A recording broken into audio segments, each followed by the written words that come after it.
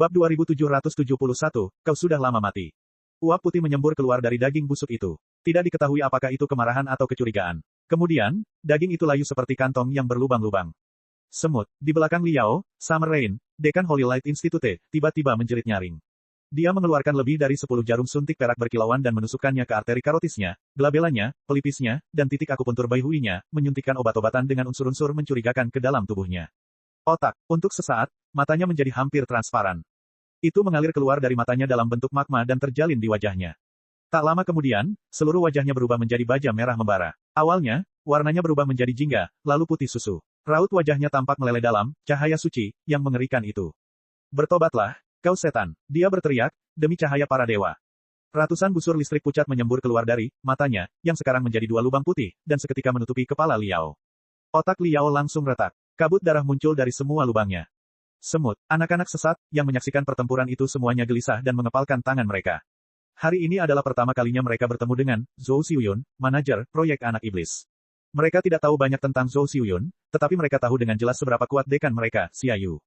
Selain menjadi peneliti otak yang luar biasa, Xiayu juga seorang penyembuh meditasi dengan kekuatan mental yang sangat kuat. Di masa lalu, selama dia sendirian, tanpa bantuan peralatan atau fasilitas magis apapun, dia akan mampu menyebarkan cahaya suci ke dalam otak ribuan orang. Ribuan siswa, yang memungkinkan para siswa mendengar suara para dewa, yang memungkinkan mereka melihat berbagai bentuk dan ilusi yang dihadirkan oleh cahaya suci.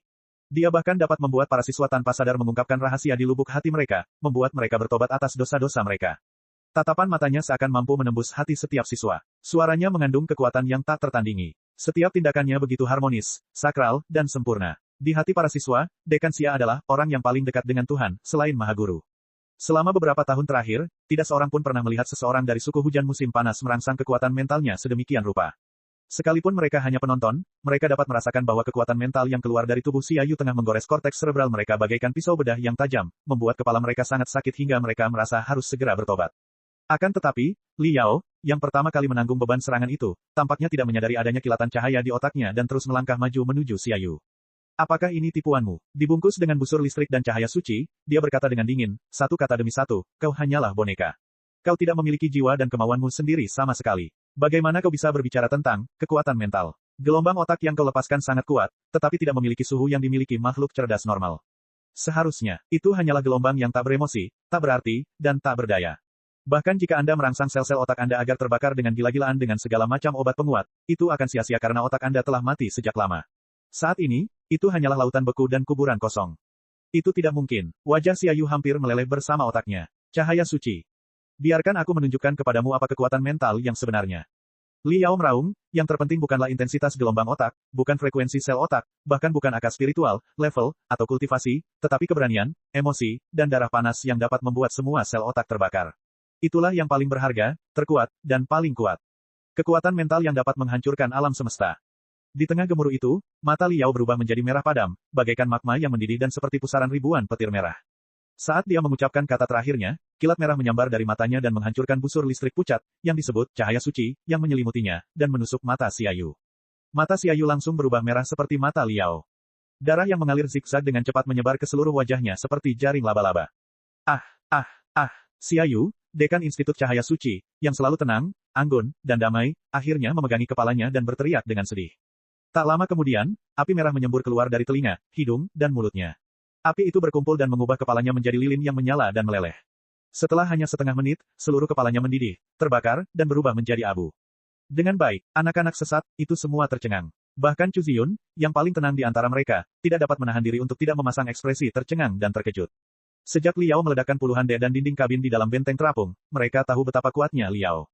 Akan tetapi, tidak peduli sekeras apapun ia mencoba membayangkannya, ia tidak pernah menyangka Liao akan sekuat itu.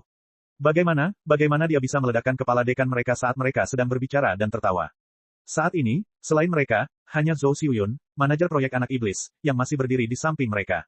Tapi reaksi Zhou Xiuyun sangat aneh. Dia tidak melawan dengan keras kepala seperti yang dilakukan Qiu Yuanjia dan Xiayu, tetapi dia juga tidak berniat melarikan diri. Dia hanya berdiri di samping dan mengamati pertarungan Liao dengan mata terbuka lebar, seolah-olah dia mencoba mengumpulkan setiap detail kebiasaan dan pola Liao. Hanya kau yang tersisa. Liao perlahan-lahan menghangatkan pergelangan tangannya dan menoleh ke arah Zhou Xiuyun. Mengapa kamu tidak menyerang atau melarikan diri? Aku tidak bisa mengalahkanmu, dan aku juga tidak bisa melarikan diri. Aku bukan tandinganmu. Wajah Zhou Xiuyun tenang, dan bahkan ada sedikit rasa ingin tahu di dalamnya. Namun, Rasa ingin tahu, itu tampaknya bukan miliknya sendiri. Itu tampaknya adalah emosi seseorang yang memanipulasinya dalam kegelapan. Kamu adalah salah satu ahli teratas dari Imperium Manusia Sejati. Kamu yang terbaik dalam taktik pertarungan individu dan pemenggalan kepala. Dalam hal tingkat ancaman individu, Anda termasuk 3 teratas dalam basis data kami. Saya, di sisi lain, hanyalah seorang penyembuh meditasi yang rentan terhadap penelitian otak dan nyaris tidak memiliki kekuatan untuk mengikat ayam. Tidak ada artinya untuk melawan atau melarikan diri dari ahli seperti Anda. Ini keterlaluan dan tak bisa dimaafkan. Liao mengangkat alisnya dan berkata dengan nada mengerikan, apakah kemampuan ancaman pribadiku hanya ada di 3 teratas? Apakah kau bercanda? Bagaimana kau melakukan pekerjaan intelijenmu? Siapa 2 lainnya? Zhou Xiuyun tertegun sejenak, seolah-olah dia tidak terbiasa dengan ocehan Liao. Baru 3 detik kemudian dia sadar kembali dan berkata, bunuh aku, atau bahkan hancurkan benteng terapung dan seluruh proyek anak iblis. Kita berdua tahu itu tidak ada gunanya. Aku hanyalah sel kecil di tubuh para dewa, riak kecil yang ditimbulkan oleh kehendak para dewa, proyeksi yang ditinggalkan oleh kecemerlangan para dewa pada segala sesuatu di dunia. Kau telah membunuh salah satu dari diriku. Secara alami, ribuan dari diriku akan terlahir kembali dalam kebaikan para dewa dan melanjutkan misi para dewa, yang suci. Perjanjian, proyek, anak iblis hanyalah salah satu dari sekian banyak proyek penelitian otak dan sifat manusia dari Federasi Star Glory. Semua data eksperimen telah diunggah ke para dewa oleh Tuan kami dan dapat diambil kembali kapan saja. Jadi, apa gunanya membunuhku dan menghancurkan tempat ini? Tapi kamu, aku tidak tahu metode rumit macam apa yang kau gunakan untuk mengirim jiwamu langsung ke tempat ini melintasi miliaran bintang, tetapi apapun teknologinya, proyeksi jiwamu dari jarak jauh seperti itu pasti menghabiskan banyak kekuatan jiwamu, energi spiritual, dan kekuatan mentalmu. Itu pasti sangat berisiko juga. Mungkin, kau berencana menggunakan teknologi untuk memata-matai kita, tapi aku tidak tahu mengapa kau begitu bodoh sampai melakukan pembunuhan massal. Semakin banyak orang yang kau bunuh, semakin banyak jiwa dan energi spiritualmu yang akan terkuras. Tubuh dan pikiranmu akan mengering, dan hubungan jarak jauh akan semakin sulit. Tidak stabil. Kau telah membunuh banyak orang, tetapi masih banyak pemurni yang datang dari benteng terapung. Bahkan jika kau dapat mengendalikan seluruh benteng terapung dan menghancurkan mereka, lalu kenapa? Masih banyak pasukan dan armada kita di ribuan kilometer persegi di dekat sini. Mereka akan mengepung dan memusnahkanmu di kapan saja, atau setidaknya mengurungmu. Mereka tidak akan pernah membiarkan iblis yang sangat jahat seperti dirimu menyerang tubuh suci kami. Hehe, jadi, bunuh saja aku. Aku akan menukar hidupku dan setengah dari proyek anak iblis dengan jiwa seorang warga penting kekaisaran.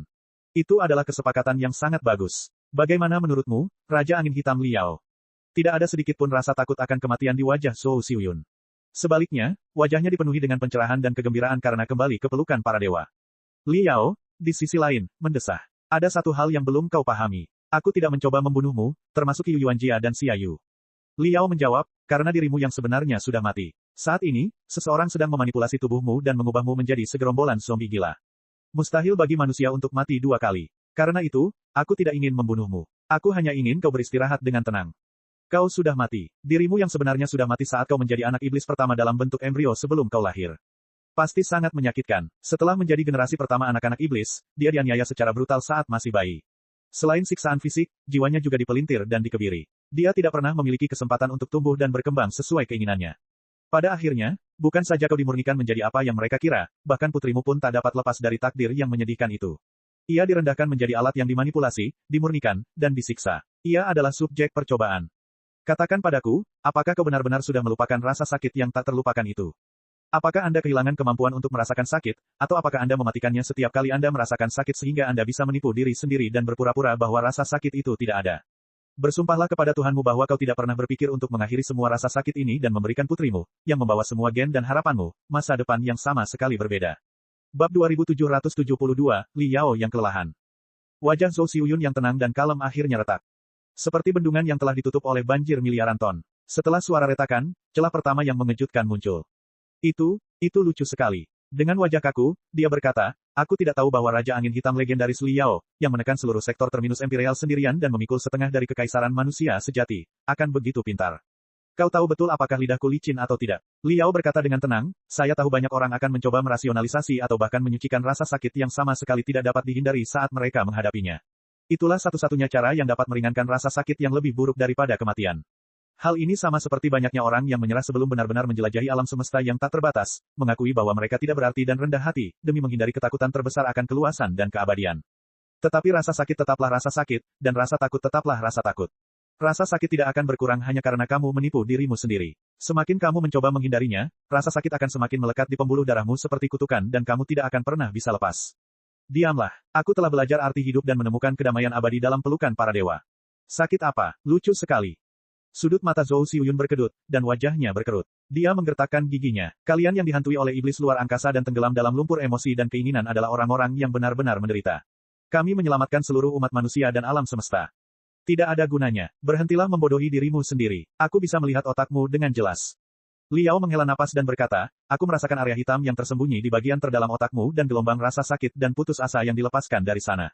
Apa itu? Apakah itu sisa-sisa Zhou Xiuyun yang sebenarnya? Apakah itu jejak naluri alami manusia yang tak terhapuskan? Meskipun otakmu telah dikebiri dan area hitamnya tertutup rapat, aku masih bisa merasakan keberadaan mereka dan rasa sakit terdalam yang kau tanggung sepanjang waktu. Bahkan aku bisa mendengar suara yang sangat lemah, seolah-olah ada lengan yang terjulur dari kedalaman rawa, berteriak, selamatkan aku, bunuh aku.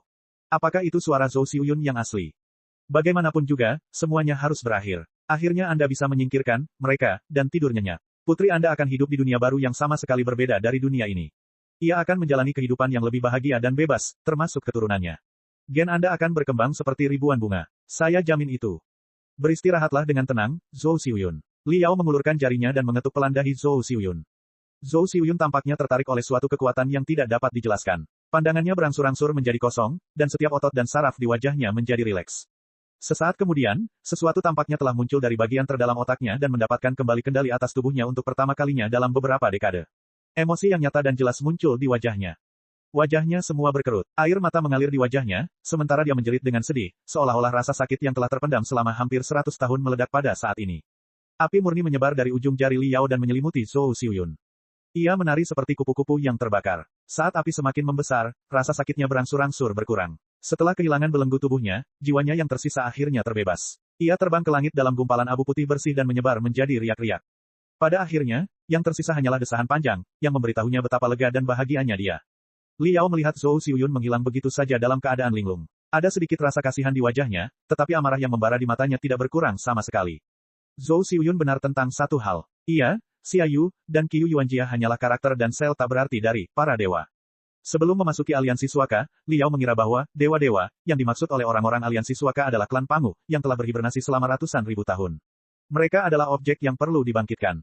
Tetapi saat ini, dia mempunyai firasat samar bahwa apa yang disebut para dewa itu bukan sekedar klan Pangu yang sedang tidur, melainkan suatu eksistensi yang berbeda dan lebih spesifik yang bertanggung jawab atas transformasi tempat suci menjadi seperti sekarang ini.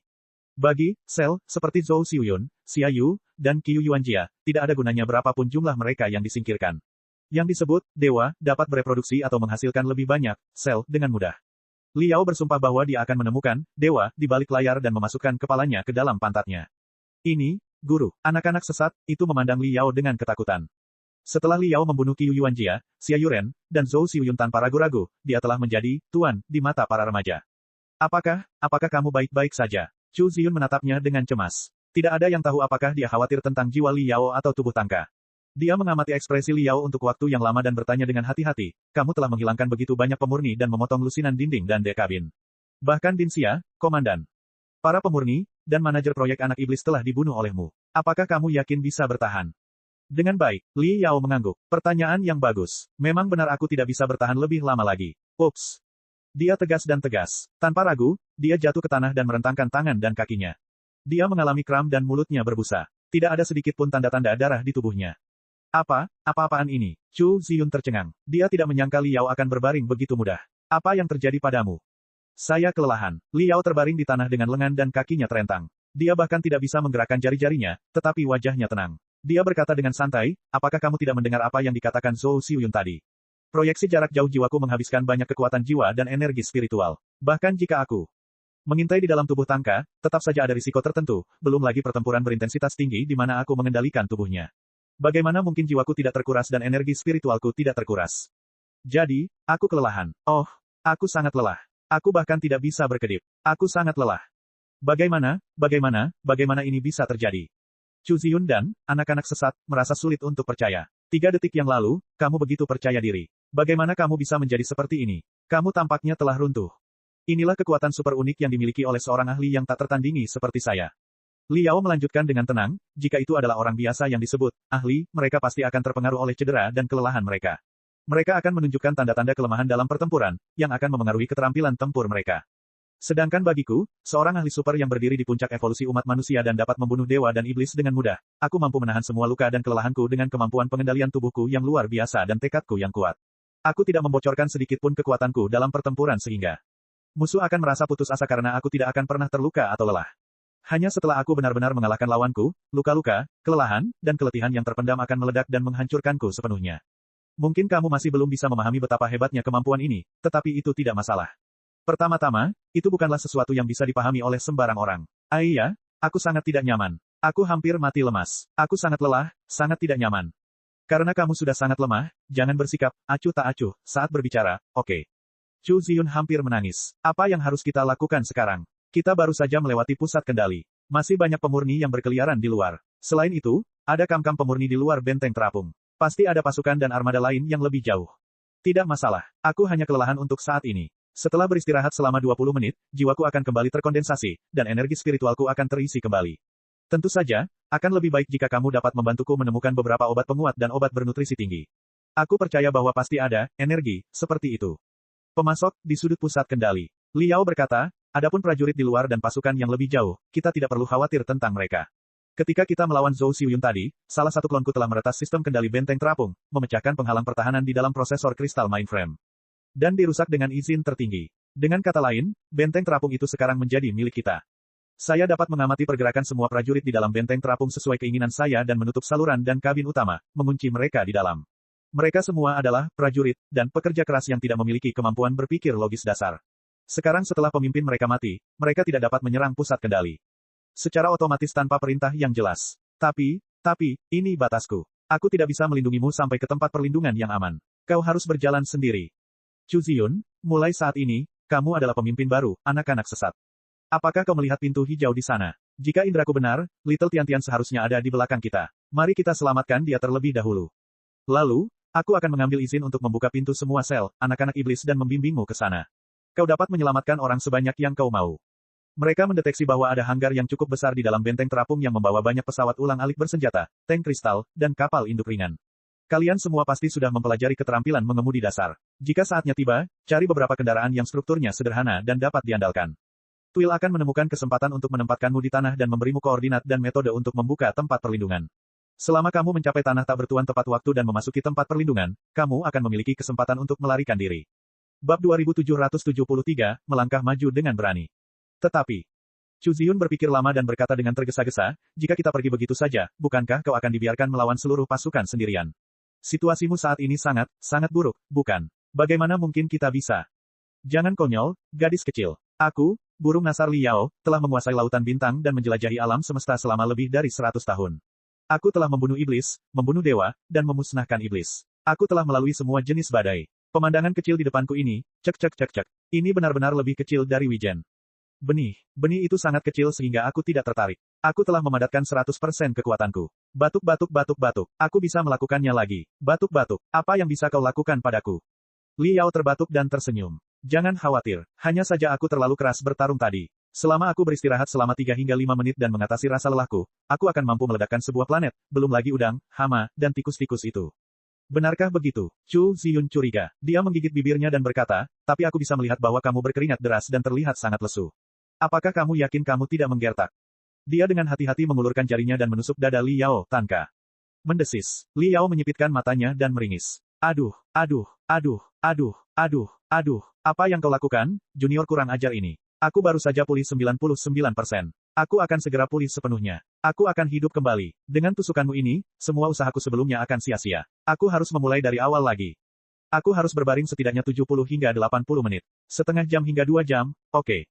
Singkatnya, mari kita hentikan omong kosong ini. Bahkan jika aku bisa mengendalikan seluruh benteng terapung, mustahil bagiku untuk menghentikan para prajurit itu terlalu lama. Kalian harus memanfaatkan setiap detik untuk menyelamatkan diri kalian dan sebanyak mungkin orang. Cepatlah dan ambil tindakan. Ambil prosesor kristal portabel di panel kontrol cadangan dan teruslah berhubungan. Aku akan membuka jalan untukmu. Atas desakan Liao, Chu Ziyun dan anak-anak sesat berkumpul dan membuka gerbang hijau di sisi kanan pusat kendali. Seperti yang mereka duga, Little Tian-Tian sedang berbaring di ruang medis dan diawasi oleh sesosok tubuh. Ibu kandungnya sudah meninggal. Tidak akan ada yang bisa menemukan mereka melalui dia lagi. Tanpa ragu, Chu Ziyun mendobrak ruang medis dan mengangkat Little Tian-Tian yang sedang tidur. Lalu, di bawah arahan Liao, mereka menerjang sel penjara, anak iblis. Seperti yang diharapkan Liao, tanpa komando Zhou Xiuyun, Qiu Yuanjia, dan 3 pemimpin kota hujan musim panas, para pemurni yang tersisa dan para profesor Institut Cahaya Suci berada dalam kekacauan, belum lagi para prajurit tingkat terendah. Mereka bagaikan lebah pekerja dan lebah prajurit yang kehilangan ratus rangganya. Mata mereka tampak bingung, dan kepala mereka berputar-putar. Mereka menggumamkan kata-kata yang tidak berarti di tenggorokan mereka, atau duduk di kursi mereka dengan patuh dengan tangan di lutut dan punggung tegak, menunggu perintah selanjutnya. Pesanan. Tentu saja, ada juga beberapa profesor atau komandan yang memiliki kemampuan berpikir logis dasar dan menyadari bahwa sesuatu yang tidak normal telah terjadi di dalam benteng terapung tersebut. Namun, Liao telah membajak pusat kendali melalui iblis mental dan mengunci jalur menuju pusat kendali dan sel-sel, anak-anak iblis. Mengingat kekakuan orang-orang Federasi Star Glory dan kurangnya perilaku aktif, akan butuh waktu lama sebelum beberapa. Mereka berani mendobrak pintu kabin yang tertutup. Oleh karena itu, dalam waktu kurang dari 1 jam, Chu Ziyun dan anak sesat lainnya menyelamatkan banyak anak iblis yang dapat bertindak sendiri. Sebagian besar anak-anak setan telah dikurung di tempat ini selama bertahun-tahun. Penderitaan yang berkepanjangan hampir menghancurkan pikiran mereka. Untungnya, mereka masih memiliki ingatan asli mereka. Para siswa yang samar-samar mengenali mereka meneteskan air mata kesedihan dan kegembiraan. Liao memilih beberapa kapal induk jenis tank dengan metode mengemudi yang sederhana. Dengan pendidikan elit yang diterima oleh anak-anak sesat, seharusnya tidak menjadi masalah untuk berkendara ratusan kilometer. Sementara itu, Liao telah memindahkan benteng terapung ke tepi tanah tak bertuan. Menatap ke kejauhan, ia melihat bumi hangus tak berujung dan gunung-gunung yang tampak seperti bayangan hitam. Tempat perlindungan itu berada di antara pegunungan. Bahkan dengan teknologi Sanctuary Alliance, akan seperti mencari jarum dalam tumpukan jerami untuk mencari beberapa tempat perlindungan yang tersembunyi di planet sebesar itu. Ketika Chu Ziyun dan anak-anak sesat lainnya berkumpul di depan Liao lagi, dia sudah mengatur napas dan mampu berdiri tegak dengan memegang tepi panel kendali. Kita tidak bisa menyelamatkan semua orang. Ada bekas darah di wajah Chu Ziyun, yang secara tidak sengaja terciprat saat dia menyelamatkan anak iblis itu. Dalam keadaan tak sadar, dia masih memikirkan kejadian yang mengejutkan itu dan berkata dengan suara gemetar, begitu banyak anak iblis yang berdarah. Mengerikan. Aku tidak bisa menyelamatkan semua orang. Seharusnya aku menyelamatkan mereka. Semua, jangan salahkan dirimu sendiri. Kamu akan memiliki hati nurani yang bersih selama kamu berusaha sebaik mungkin. Li Yao tersenyum. Menurut standar seorang gadis berusia 13 tahun, kamu sudah melakukannya dengan cukup baik. Jika kamu benar-benar tidak bisa melupakan darah hari ini, ukir saja di hatimu dan latih dirimu dengan keras di hari-hari mendatang sehingga kamu dapat mengendalikan kekuatanmu dengan lebih baik. Cobalah untuk menyelamatkan lebih banyak orang suatu hari nanti. Sekarang, giliranmu untuk melarikan diri. Sambil berbicara, Li Yao menggerutu dan perlahan menutup matanya sambil mengendalikan tubuh Tonka. Kemudian, kabut emas cemerlang yang tampak seperti cerobong asap dan air mengalir keluar dari 7 lubang tangka dan mengembun menjadi wujud asli Liao di udara.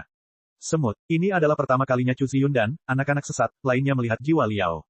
Melihat bahwa dirinya yang sebenarnya adalah orang biasa, mereka tidak dapat menahan diri untuk tidak berseru. Tanpa peningkatan jiwa Liao, tubuh Tangka terpelintir dan runtuh. Tangka, secara refleks, Chu Ziyun memeluk Tangka. Tenang saja, jiwanya hanya koma karena ledakan itu. Liao menggetarkan udara dan menjelaskan, itu juga mekanisme perlindungan jika jiwanya terkoyak oleh gelombang jiwaku. Oleh karena itu, aku mengirimnya ke kedalaman otaknya untuk tidur nyenyak. Aku memperkirakan dia akan bangun di malam hari. Setelah itu, dia akan baik-baik saja setelah 10 hingga 15 hari istirahat. Selain itu, anggota badan dan pembuluh darahnya telah melebar karena energi spiritualku, dan otaknya telah melebar lebih dari 10 kali lipat karena jiwaku. Dia telah terlahir kembali, yang akan sangat bermanfaat untuk pelatihannya di masa depan. Dia akan dapat berkembang menjadi seorang kultivator tipe pertempuran. Ini, sekarang, aku akan mengembalikannya kepadamu. Masukkan juga koordinat beberapa tempat perlindungan di sekitar sini ke dalam prosesor kristal mini ini. Hancurkan prosesor kristal portabel itu setelah kamu mengingatnya. Kalau tidak, jika koordinatnya jatuh ke tangan musuh, kamu akan tetap berakhir sebagai eksperimen. Pergilah sekarang. Aku telah menurunkan ketinggian benteng terapung itu menjadi kurang dari 50 meter. Semoga perjalanan kalian aman, anak-anak. Guru, cairan bening mengalir di sudut mata Chu Ziyun. Bibirnya bergetar lama, sebelum dia bergumam, jika kita mengambil tubuh Tangka, bukankah jiwamu akan kehilangan dukungannya? Jangan konyol, bukankah aku baru saja memberitahumu bahwa, sebagai prajurit terbaik di alam semesta Pangu, aku tidak memerlukan peningkatan tubuhku dalam situasi yang buruk seperti ini. Li Yao tersenyum. Api emas terang itu berkobar, seolah-olah dia sedang mengenakan baju besi yang mengintimidasi dan mendominasi bagi jiwanya. Tubuh Tangka lebih seperti belenggu daripada ketergantungan. Ia telah menyegel 90% kekuatanku. Tanpa campur tanganmu, aku dapat menggunakan 300% kemampuan tempurku. Benar, setelah kau turun dari benteng terapung, kau bergegas ke utara tanpa menoleh ke belakang. Ingat, kau harus berlari dengan kecepatan tertinggi sejauh 3 hingga 500 km, tidak, 7 hingga 800 km sebelum kau berhenti untuk beristirahat. Jika tidak, kau mungkin masih terluka secara tidak sengaja oleh ledakan itu. Serangan saya, itu bukan lelucon. Mengerti. Chu Ziyun menundukkan kepalanya dan berkata dengan sedih, kami terlalu lemah saat ini dan hanya akan menjadi beban bagimu. Kami tidak dapat membantumu sama sekali. Kami tidak layak untuk bertarung denganmu. Apa yang sedang kamu bicarakan? Li Yao tak kuasa menahan tawa. Ia mengulurkan tentakelnya dan menepuk kepala gadis itu, seraya berkata lembut, percayalah. Kau jelas bukan bebanku, melainkan makna dari perjuanganku. Suatu hari nanti, kita akan berjuang berdampingan dan menghadapi alam semesta yang dingin dan gelap bersama dengan segala tipu daya di dalamnya. Namun saat ini, kita harus berpisah dan menjalankan misi yang berbeda. Misi kalian adalah mengeluarkan hal-hal yang paling berharga. Liao menunjuk ke arah Tian-Tian kecil. Tian-Tian kecil. Chu Ziyun bertanya, tidak, itu harapan. Jiwa Liao berseri-seri karena kegembiraan. Berjanjilah padaku bahwa kau akan membawa harapan. Betapapun gelapnya kegelapan yang kau hadapi, jangan biarkan cahaya harapan yang lemah itu padam. Ini adalah misimu. Mungkin akan lebih sulit daripada misiku. Bisakah kau melakukannya? Chu Ziyun mendengus keras. Ya, gadis itu menegakkan punggungnya dengan tegas. Bagus sekali. Ayo berangkat. Liao berhenti sejenak dan berkata, tunggu. Ada hal lain. Aku tidak tahu apakah aku harus menceritakan tentang Tonka atau tidak. Jangan marah saat mendengarnya. Hah, Chu Ziyun berkedip cepat. Ini ada hubungannya dengan Tangka. Bagaimana mungkin aku marah? Tolong beritahu aku, Tuan. Sebenarnya, Tangka selalu sangat menyukaimu. Dia sangat menyukaimu sampai-sampai dia hampir tidak bisa tidur di malam hari. Liao menatap Chu Ziyun dengan tulus dan berkata, percayalah, ini jelas bukan suka yang biasa dimainkan anak-anak. Ini adalah cinta yang murni dan polos dari cinta yang baru pertama kali muncul. Chu Ziyun tercengang. Yah, dia sudah lama mencintaimu. Hanya karena lingkungan yang keras dan sifatnya yang pemalu, dia tidak bisa mengungkapkannya padamu. Dia hanya bisa menyembunyikan cinta sejatinya jauh di dalam dadanya. Liao berkata dengan sungguh-sungguh, hanya di tengah malam, ketika tidak ada apa-apa selain keheningan, dia berani mengeluarkan ketulusannya dan mendesah untuk waktu yang lama. Dia begitu terganggu sehingga itu hanya menambah rasa sakitnya. Bahkan aku sangat kesakitan karena dia. Aku memikirkan cinta pertamaku yang menyakitkan dan bahagia. Cinta pertamaku. Cinta. Dengan baik, dua awan merah menyala di pipi Chu Ziyun. Di depan begitu banyak anak sesat, dia tidak tahu apakah harus terus memeluk Tangka atau menjatuhkannya. Karena malu, dia menghentakkan kakinya dan berseru, bagaimana mungkin? Apalagi yang bisa terjadi? Liao menyipitkan matanya. Apakah kau menyarankan bahwa aku, ahli terbaik dari alam semesta Pangu, pilar imperium manusia sejati, dan iblis teratas di perpustakaan orang-orang paling berbahaya di aliansi kesepakatan suci, akan sangat bosan untuk membuat kebohongan yang begitu kotor untuk membodohi seorang yang belum dewasa? Gadis seperti kamu, aku tidak bermaksud apa-apa dengan mengatakan ini padamu. Menurutku, Tangka adalah anak yang baik dan memiliki banyak kelebihan. Misalnya, dia, cukup lincah dan memiliki hidung dan mata yang bagus. Lagi pula, kamu tidak perlu melakukan apapun di tempat penampungan. Kalau kamu bosan, sebaiknya kamu pertimbangkan saja. Baiklah, anak-anak, hanya ini yang bisa kulakukan untukmu. Jaga harapanmu baik-baik. Aku yakin kita akan berjuang berdampingan suatu hari nanti. Silakan, aku di sini untuk menghalangimu. Kau bisa, teruslah maju dengan berani. Mari kita rayakan dengan hangat kepulangan old kau dari rumah sakit. Hari ini, mari kita berikan sedikit kesenangan untuk semua orang. Bab 2774, Alasan untuk tidak mundur. Melihat senyum cemerlang Liao, semua anak sesat menitikkan air mata. Terima kasih. Chu Ziyun tiba-tiba membungkuk pada Liao dan menegaskan, sekarang kami tahu bahwa kamu memang bukan iblis, melainkan malaikat sejati. Liao menyentuh pipinya yang tidak ada karena malu. Hehe, adegan berikutnya akan sangat berdarah dan brutal. Tidak cocok untuk remaja di bawah usia 16 tahun sepertimu. Hentikan omong kosongmu. Ayo pergi. Atas desakan dan pengusiran Liao, anak-anak sesat itu menaiki tank-tank berisi barang-barang dengan perasaan yang rumit. Pintu kabin hanggar terbuka perlahan. Mereka mendarat kurang dari 30 meter dari tanah. Bahkan kapal induk jenis tank yang tidak memiliki kemampuan terbang dapat mendarat dengan lembut dengan sistem anti-gravitasi. Di depannya adalah daerah tak berpenghuni yang tak terbatas. Chu Ziyun menoleh ke belakang untuk terakhir kalinya dan melirik Liao, yang mengambang di tengah benteng terapung. Kemudian, dia menggertakkan giginya dan mendorong output daya ke maksimum. Beberapa aliran asap membumbung ke langit dan bergegas pergi. Pintu benteng terapung kendali jarak jauh Liao perlahan tertutup. Saat ini, dia satu-satunya yang tersisa di pusat kendali. Melalui kamera kristal observasi di luar, Liao melihat bahwa pembawa ulat, anak-anak bidah, secara bertahap menghilang ke cakrawala. Bahkan debu yang terangkat oleh gesekan rel secara bertahap menyebar ke dalam kegelapan. Liao menarik napas panjang lega. Senyum percaya diri di wajahnya pun hilang. Berisi. Jiwa emas cemerlang yang beberapa saat lalu memamerkan dominasinya kini layu seperti bola yang kempes. Baju zirah yang mengagumkan serta efek suara dan cahaya yang memukau terkelupas bagaikan cat yang berbintik-bintik, memperlihatkan inti jiwanya yang putus asa dan lelah. Jiwa Liao melayang di udara dengan lengan dan kakinya terentang. Rasanya seperti bongkahan besar minyak yang jatuh ke dalam air dan perlahan-lahan menyebar, mencair, dan hancur. Bayangan merah iblis mental merangkak keluar dari prosesor kristal rangka utama benteng terapung dan menatap Liao dengan mengejek. Apakah kamu sudah puas? Itu luar biasa. Liao tersenyum lebar. Cepat bantu aku. Aku tidak bisa. Jadi, kau tahu bahwa itu tidak akan berhasil juga. Kupikir kau benar-benar menganggap dirimu sebagai ahli terbaik di alam semesta Pangu. Kau pikir kau sendiri? Tidak, kau bahkan tidak punya manusia. Kau pikir kau hanyalah hantu ilusi yang bisa melawan seluruh pasukan. Aliansi suci di Black Castle. Dengan tangan di pinggulnya, iblis mental itu mengoceh seperti jalang. Sekarang, aku sudah belajar dari kesalahanku. Bukan saja aku tidak merendahkanmu sama sekali, aku bahkan berusaha sekuat tenaga untuk membantumu mengendalikan benteng terapung itu sehingga kau bisa pamer di depan para remaja bodoh dan membodohi mereka hingga pusing. Apa yang kau lakukan? Memikirkan. Tentu saja, tentu saja. Liao berkata, itulah sebabnya aku mengatakan bahwa orang lain semuanya palsu dan orang-orang seperti Long Yangjun semuanya tidak dapat diandalkan. Kau adalah saudara terbaik yang pernah kumiliki dalam hidupku. Hubungan kita sekuat emas. Apa yang akan kulakukan tanpamu? Itu bagus. Iblis mental itu tidak bisa menahan senyum. Kemudian, ia mendengus dan berkata, baiklah. Sekarang setelah kamu cukup menikmati dirimu sendiri dan cukup menikmati dirimu sendiri, kamu telah menyelamatkan semua orang yang seharusnya kamu selamatkan, dan kamu telah membangun citra yang tak terkalahkan, inilah saatnya bagimu untuk berhenti saat kamu unggul dan melarikan diri. Saat ini, kita punya dua pilihan. Yang pertama adalah menemukan Blackie, dan mengebornya ke dalam otaknya. Ada ribuan pemurni di dalam benteng terapung. Pasti ada Blackie di antara mereka. Akan sangat mudah untuk menemukannya. Kedua, kamu bisa memutus koneksi dan melarikan diri. Jiwamu bisa beristirahat di kota asalmu sebelum kamu kembali. Namun, saya sarankan Anda menemukan Blackie terlebih dahulu dan menanamkan koordinat jiwanya ke dalam otaknya. Dengan begitu, akan lebih mudah bagi Anda untuk melompatinya lain kali. Bagaimana menurut Anda? Li Yao terdiam. Dia menatap iblis mental itu. Iblis mental itu merasakan bulu kuduk meremang di sekujur tubuhnya karena tatapannya. Ia tak dapat menahan diri untuk mengusap bulu kuduk meremang yang sebenarnya tidak ada itu di sekujur tubuhnya. Hei, hei, hei. Apa maksud dari tatapan anehmu itu? Kenapa kau tidak bicara? Hal-hal buruk terjadi setiap kali kau menatapku dengan niat jahat. Apa yang kau lakukan?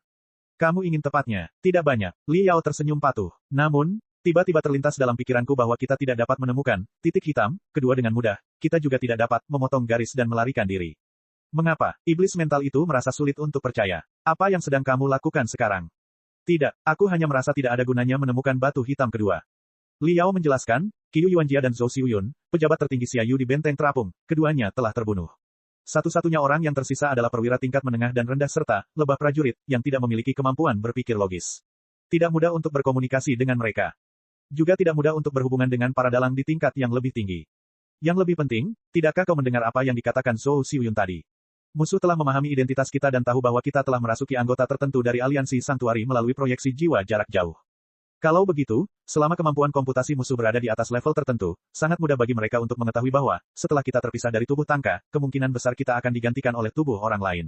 Kalau begitu, bagaimana mungkin mereka tidak menjaga dan menghancurkan semua yang selamat di dalam benteng terapung? Jika kita merangkak ke dalam otak seorang penyintas dan dikelilingi oleh pasukan Federasi Star Glory, dan musuh membunuh semua penyintas di dalam benteng terapung tanpa memberi kita kesempatan untuk menjelaskan atau bertindak, bukankah kita akan berada dalam situasi yang canggung? Dengan baik, iblis mental itu merenung sejenak dan berkata, sial. Kau benar juga, sudah kubilang jangan gegabah melompat keluar dan menyelamatkan anak-anak sesat sejak lama. Bagus. Sekarang, rencana titik hitam, kemungkinan akan terungkap, kesulitan misi selanjutnya akan lebih dari 10 kali lipat.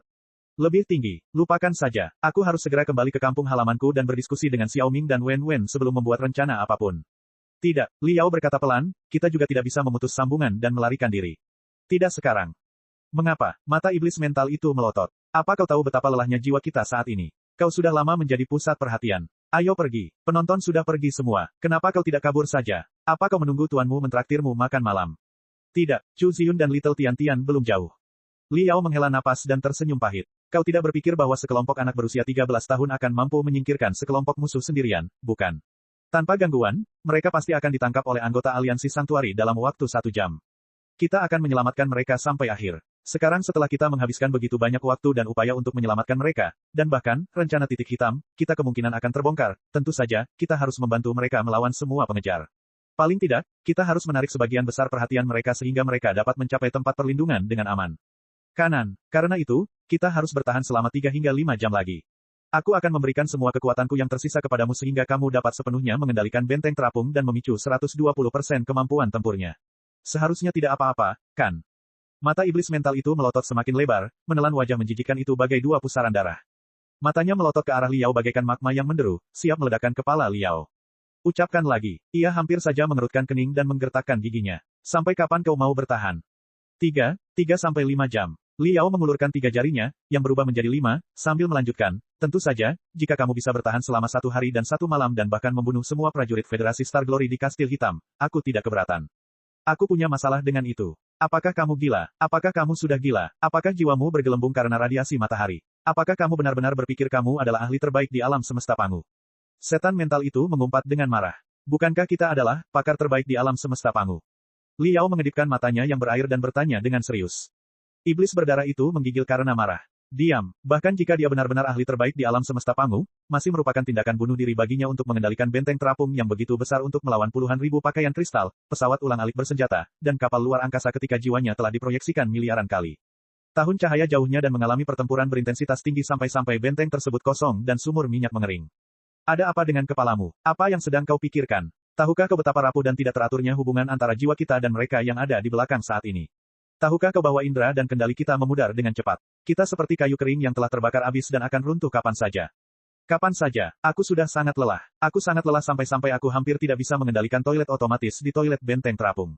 Kau ingin aku bertahan selama 3-5 jam? Tidak mungkin. Sama sekali tidak mungkin. Tetaplah berpikir jernih dan pikirkan misi kita. Jangan membuat kesalahan besar hanya karena kesalahan kecil. Saya tahu bahwa saya tidak pernah melupakan misi kita sedetik pun.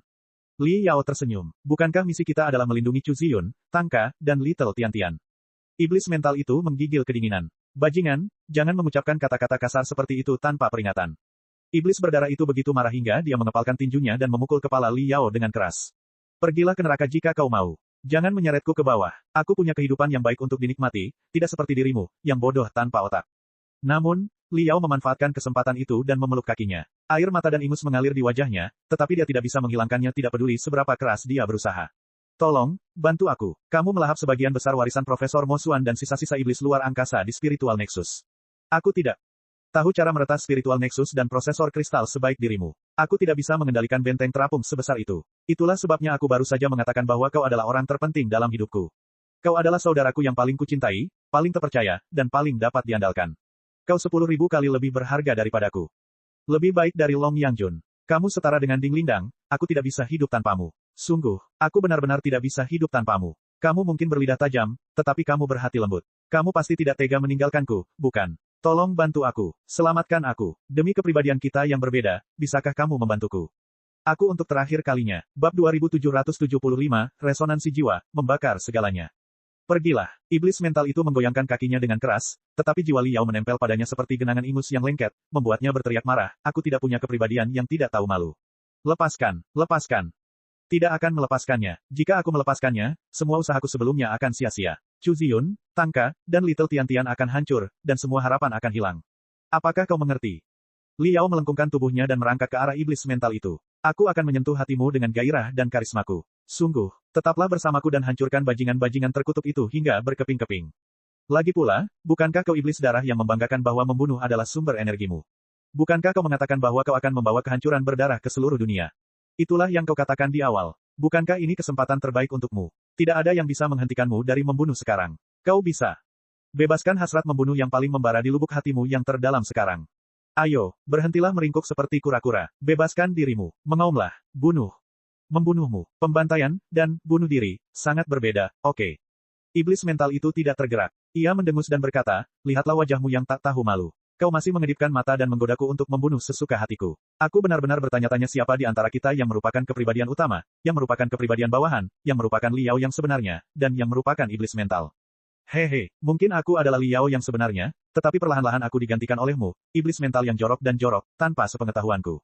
Akibatnya, penampilan yang kau tunjukkan ke dunia berubah dari pemuda yang polos dan baik hati di awal menjadi pemuda yang tak tertahankan hari ini. Li Yao linglung untuk waktu yang lama. Itu, mungkin. Dia tersenyum santai. Kecerahan manusia dan kegelapan pada dasarnya sama. Siang demi malam, dan malam demi siang. Jadi, mungkin kamu adalah Li Yao yang sebenarnya, dan aku hanyalah iblis mental yang lemah. Tidak ada yang pasti.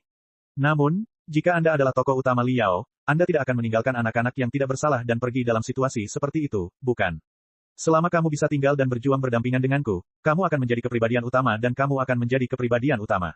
Jadi bagaimana jika aku adalah iblis mental? Paling buruk, aku akan mengakui kamu sebagai kakak laki-lakiku, dan aku akan menjadi adik laki-lakimu selamanya. Karena kamu sudah menjadi kakak laki-lakiku, bukankah seharusnya kamu bantu adikmu? Wow, iblis mental itu tercengang. Apa kau serius? Demi pemuda yang hampir tak kau kenal, kau bisa merendahkan diri begitu? Tidak benar-benar orang asing. Li Yao berkata, bukankah kita tidak sengaja melihat tangan Tangka? Iblis mental itu menjawab, memangnya kenapa? Aku tidak tahu kamu punya fetis seperti itu. Tidak, maksudku, sebelum aku melihat kejadian itu, aku mungkin menganggap Tongka dan pemuda lainnya sebagai mesin yang dingin, tanpa emosi, dan batu loncatan untuk misi itu. Li Yao tersenyum getir. Namun, ketika aku mengetahui bahwa mereka adalah manusia yang memiliki perasaan dan jiwa seperti kita, aku tidak bisa lagi pergi begitu saja tanpa rasa tanggung jawab. Mereka bukan anak sesat, tetapi anak manusia. Apakah kau mengerti maksudku? Mereka seperti masa lalu dan anak-anak kita. Aku harus melindungi mereka. Jika aku pergi begitu saja, bahkan jika jiwaku kembali ke cangkang di dasar menara kristal emas dengan selamat, keyakinanku akan runtuh saat tubuhku terbangun. Kau dan aku adalah satu. Jika keyakinanku runtuh, berapa lama kau bisa bertahan sendiri? Tanpa pengekangan dan keseimbanganku, kau hanya akan menjadi budak nafsu membunuhku dan bukan tuan atas keinginanku untuk bertarung, mau kan? Perkataan Liao membungkam iblis mental itu untuk waktu yang lama. Kepercayaan yang omong kosong, itu benar-benar hal yang paling merepotkan di dunia. Ia bergumam pada dirinya sendiri. Ya, tetapi itulah sebabnya kami begitu kuat dan menjadi ahli terbaik di alam semesta Pangu hanya dalam 100 tahun. Li Yao tersenyum. Bisakah kau berhenti membicarakan, ahli terbaik di alam semesta Pangu? Ini adalah tingkat kesombongan tertinggi. Apakah kau tidak percaya pada dirimu sendiri saat kau membanggakan diri? Apakah kau tidak menyadari bahwa semakin banyak kita membanggakan diri, semakin menyedihkan kita akan mati? Iblis mental menyerah dalam perjuangan yang sia-sia dan memegang dahinya. Anda harus selalu bermimpi. Jika Anda bahkan tidak berani memikirkan, pakar terbaik, bagaimana Anda bisa menjadi pakar terbaik yang sesungguhnya? Li Yao tersenyum lebih cemerlang. Warna emas cerah dan warna merah jiwanya saling terkait. Jadi, kamu setuju, kan?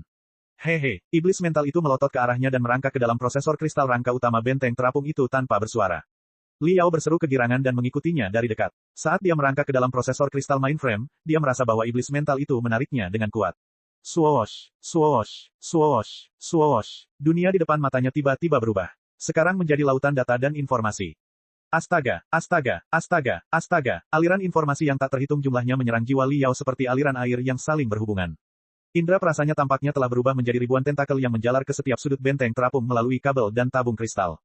Perasaan itu mirip dengan saat ia mengendalikan prajurit dewa raksasa. Ia telah menyatukan jiwanya ke dalam mesin dan menjadi satu dengannya. Namun, benteng terapung itu terasa semakin dingin dan keras, membuat Li Yao merasa bahwa ia benar-benar telah menjadi kota baja dengan diameter beberapa kilometer. Wow, melihat informasi yang sangat banyak mengalir seperti air terjun, Li Yao tidak dapat menahan diri untuk tidak berseru. Jadi, memang benar bahwa kita dapat memanipulasi toilet otomatis di dalam benteng terapung sesuai keinginan kita. Sungguh luar biasa. Apa sebenarnya fokus Anda? Iblis mental itu menjawab dengan cepat. Apakah kau melihat data hasil pemindaian reaksi energi spiritual dan data reaksi logam? Dua kelompok titik reaksi berenergi tinggi yang padat datang ke arah kita dari barat daya dan barat laut dengan kecepatan lebih dari 300 km per jam. Mereka akan menghubungi kita dalam 10 menit. Mereka seharusnya menjadi kekuatan utama para prajurit Federasi Star Glory di Kastil Hitam, kan? Hehe, orang-orang itu cepat sekali. Aku benar-benar kelelahan. Aku tidak bisa mengerahkan 100% kemampuan tempur benteng terapung. Kau tidak mau membantuku. Lalu kenapa kau masih main-main di toilet? Ayolah. Dipahami. Li Yao mengalihkan pikirannya dari ratusan toilet di benteng terapung. Jiwanya menyusut hingga minimum dan berubah menjadi titik cahaya keemasan yang kecil namun cemerlang.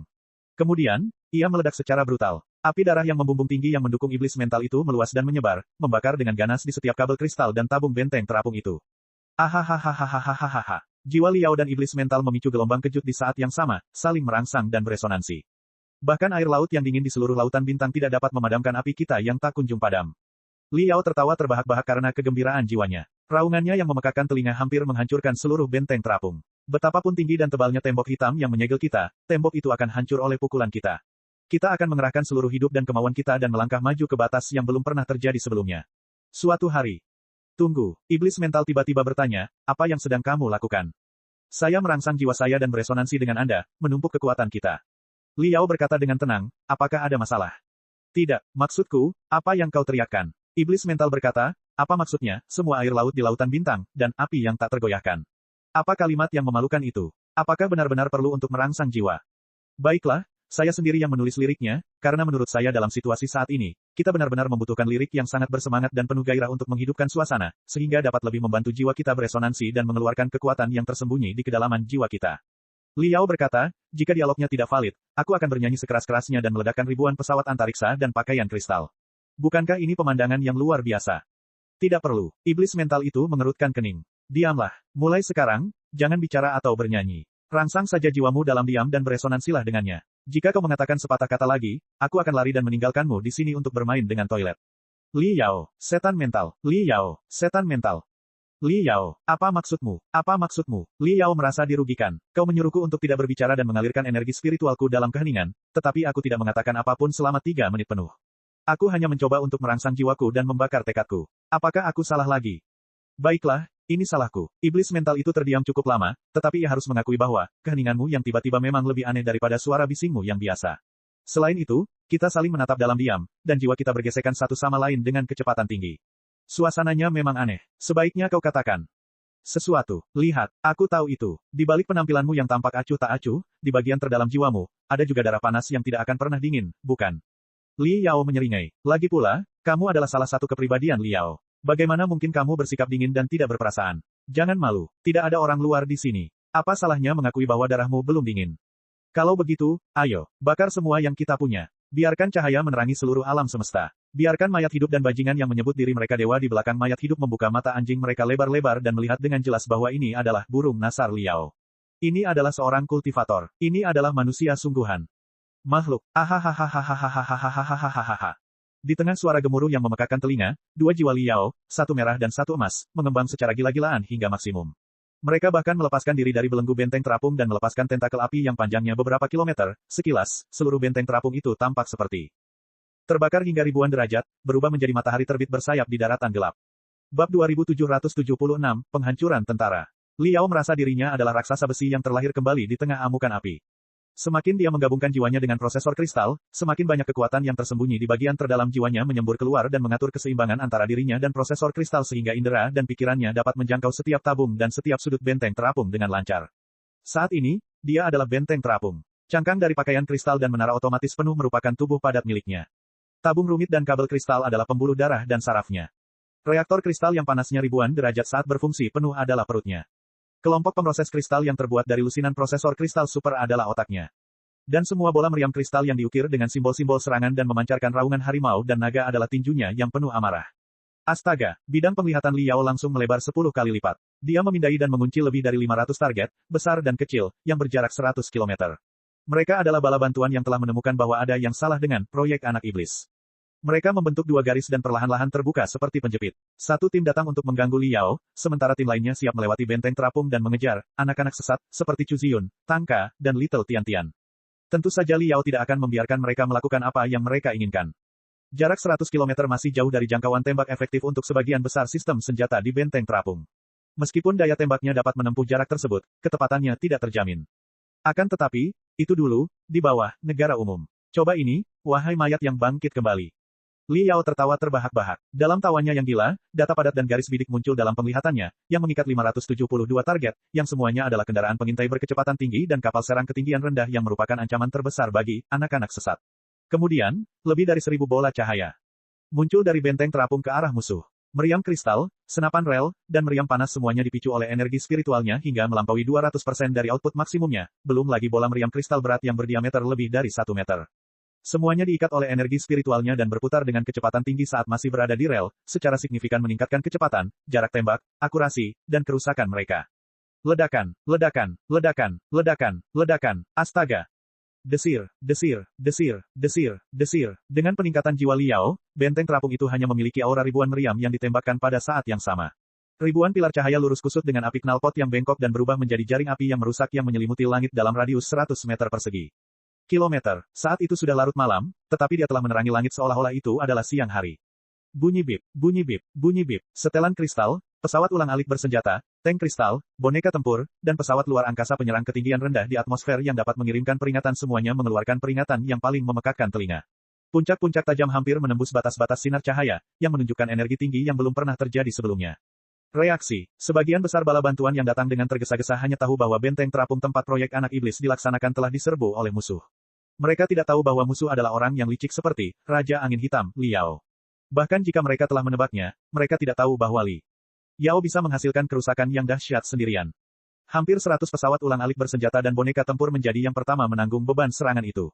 Mereka dihancurkan tanpa ampun oleh jaring api Liao dan meledak dalam sekejap mata, berubah menjadi abu dan bubuk dalam ledakan warna-warni itu. Setelan kristal dan tangki kristal di belakang mereka mengangkat perisai spiritual mereka tepat waktu, tetapi perisai itu juga penuh dengan lubang.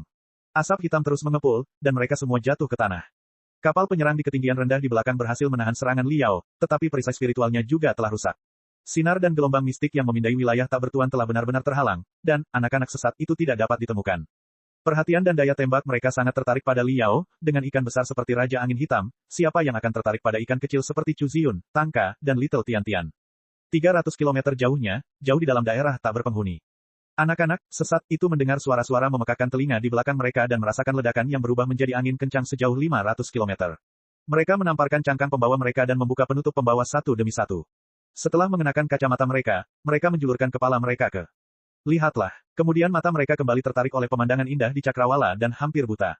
Saat ini, matahari yang redup telah terbenam. Seluruh benua diselimuti kegelapan. Karena asap dan kabut beracun, mereka seharusnya tidak dapat melihat bulan dan bintang-bintang tidak peduli seberapa keras mereka berusaha. Namun, mereka tidak hanya melihat bulan, merah dan bintang, emas, mereka juga melihat matahari yang menyala-nyala dan mengamuk, yang melepaskan vitalitas yang paling cemerlang. Matahari itu semakin tinggi dan semakin besar, hampir membuat separuh langit berwarna emas dan menghancurkan semua kegelapan yang menutupi bumi. Meskipun mereka terpisah 300 km, gelombang api spiritual Liao tetap menimpa kepala, anak-anak sesat itu bagai butiran salju yang terbakar. Bagaikan gerimis emas cemerlang yang membasahi jiwa mereka yang terluka. Sangat spektakuler, sangat indah. Itulah kali pertama para pemuda menyaksikan adegan pertempuran yang begitu dahsyat dan tak terbayangkan. Bagi mereka, ini mungkin merupakan keajaiban belaka. Beberapa di antara mereka tak kuasa menahan diri untuk mengulurkan tangan menangkap butiran salju yang terbakar itu, namun butiran salju itu selalu padam dan tersebar sebelum sempat ditangkap, hanya menyisakan kehangatan samar yang merayapi hati mereka lewat telapak tangan. Raja Angin Hitam, Liao. Sambil mengenakan kacamata, Chu Ziyun menatap ke arah Liao dan cakrawala yang membara. Cakrawala itu tampaknya menjadi garis pertahanan terakhir yang dibangun Liao untuk mereka. Tidak peduli berapa banyak musuh yang ada, Liao tidak akan membiarkan bajingan itu mendekat sama sekali. Ketika Chu Ziyun tengah membaca, cairan panas dan basah kembali mengalir keluar dari matanya dan bergetar di dalam kacamata bagaikan kristal yang mengalir. Pemantau, saat mereka menonton, salah satu, anak sesat, bertanya, saya tidak mengerti. Mengapa dia melakukan ini dan membantu kita tanpa alasan yang jelas? Tidak peduli seberapa kuat dia, hampir tidak mungkin baginya untuk melakukan ini. Sangat berbahaya, bukan? Aku tidak tahu. Chu Ziyun terdiam sejenak. Kemudian dia menggelengkan kepalanya dan berkata, mungkin, kita akan butuh waktu lama, jika tidak seumur hidup, untuk menemukan jawabannya. Aku punya firasat samar bahwa saat kita menemukan jawabannya adalah saat kita menjadi manusia sejati seperti dia. Perkataannya membuat semua remaja berpikir keras. Api yang tampak seperti letusan gunung berapi ratusan kilometer jauhnya terukir di mata mereka dan tidak akan pernah padam. Liao tampak mendominasi dan mendominasi, tetapi jiwanya merosot dengan kecepatan yang nyata dan segera menjadi anak panah di ujung lintasannya. Benteng terapung yang ia serbu dan kuasai bukanlah sebuah model senjata api super, melainkan sebuah pangkalan eksperimen bergerak yang besar. Banyak ruang bahan bakar dan amunisi pada model standar telah dimodifikasi menjadi sel dan laboratorium. Amunisi dan bahan bakar yang dibawanya sangat tidak mencukupi. Setelah pemboman yang tidak terkendali tadi, semua persenjataan telah habis. Selain itu, benteng terapung itu tidak terlalu otomatis sehingga tidak memerlukan siapapun untuk mengoperasikannya. Para prajurit yang masih berada di dalam benteng terapung itu tampaknya tidak akan mematuhi perintah Liao. Sebaliknya, mereka akan menanggapi panggilan rekan-rekan mereka dan menghancurkan benteng itu dari dalam, seperti serangga di perut Liao. Terlalu banyak pasukan yang ditempatkan di kastil hitam. Saat mereka berbaris mendekat, perisai spiritual mereka semua dimaksimalkan, seolah-olah mereka mengenakan tempurung kura-kura. Liao bukanlah tandingan mereka dalam pertempuran langsung yang melelahkan. Tak lama kemudian, ratusan meriam di tingkat serang benteng terapung itu semuanya kelebihan muatan dan dibongkar karena kekurangan komponen pengganti dan cairan pendingin. Banyak fasilitas internal penting telah diduduki oleh tentara dan terputus dari pusat kendali. Saraf, Liao juga terputus. Otaknya kehilangan koneksi dengan mata, telinga, dan kulitnya. Belum lagi serangan pasukan Sanctuary Alliance menghantam benteng terapung itu 10 kali lebih dahsyat seperti badai. Benteng terapung yang perisai spiritualnya telah runtuh itu penuh dengan lubang. Ledakan terjadi di mana-mana, dan api membumbung tinggi ke langit. Bahkan anti-gravitasi. Sistem itu tidak dapat dipertahankan. Sistem itu meledak, menurunkan ketinggian, dan berputar seperti giroskop. Jiwa Liao kosong seperti gudang senjata dan tangki bahan bakar benteng terapung. Sementara itu, ia telah membeli cukup waktu bagi anak-anak sesat untuk menghilang di antara bukit-bukit hitam. Sudah saatnya baginya untuk pergi dengan senyuman dan menyembunyikan prestasinya. Ayo pergi. Liao memanggil iblis mental itu dengan penuh kasih sayang. Misi selesai. Kita akhiri saja hari ini. Jika kita tidak pergi sekarang, kita akan dikepung oleh ribuan pesawat antariksa musuh dan dipukuli sampai-sampai orang tua kita tidak akan mengenali kita. Aku tahu, tapi kita tidak bisa, kata iblis mental itu dengan dingin. Jika jiwanya bisa berkeringat, Liao pasti sudah basah oleh keringat dingin sekarang. Apa maksudmu dengan tidak bisa berjalan? Kau pikir aku tidak ingin pergi? Iblis mental itu berkata dengan tenang, sejak 3 menit yang lalu, ketika kita mengisi peluru terakhir di semua menara, aku telah berusaha untuk menjauh dari medan perang yang kacau, tetapi aku tidak bisa. Gangguan itu terlalu parah. Pengeboman hebat dari kedua belah pihak benar-benar mengganggu medan magnet spiritual. Medan ke segala arah dan menempatkan kita dalam kondisi tersumbat frekuensi penuh. Tidak peduli dalam bentuk apapun gelombang itu tidak dapat dipancarkan keluar secara utuh. Liao tertegun cukup lama. Ia mencoba mengirimkan pikiran telepati. Ternyata, udara yang sebelumnya tidak terhalang telah berubah menjadi rawa tebal yang penuh duri di mana-mana. Jiwanya terlalu lemah saat ini. Tanpa perlindungan tubuhnya, mustahil baginya untuk bergerak maju. Ia akan hancur berkeping-keping dalam jarak 50 km. Sial, aku mengalami hal buruk seperti itu lagi. Liao mengumpat dengan suara pelan, kenapa kamu tidak mengatakan apa-apa tadi? Dan kenapa kamu begitu tenang saat situasinya begitu serius? Ya, iblis mental itu terdiam sejenak sebelum menjawab dengan santai, aku sudah terbiasa. Bab 2777, lebih tinggi dari Gen. Wah, Liao bertanya dengan hati-hati, apakah kamu marah? Tidak, ada kesedihan, kesabaran, dan keputusasaan dalam suara iblis mental itu. Aku tidak marah.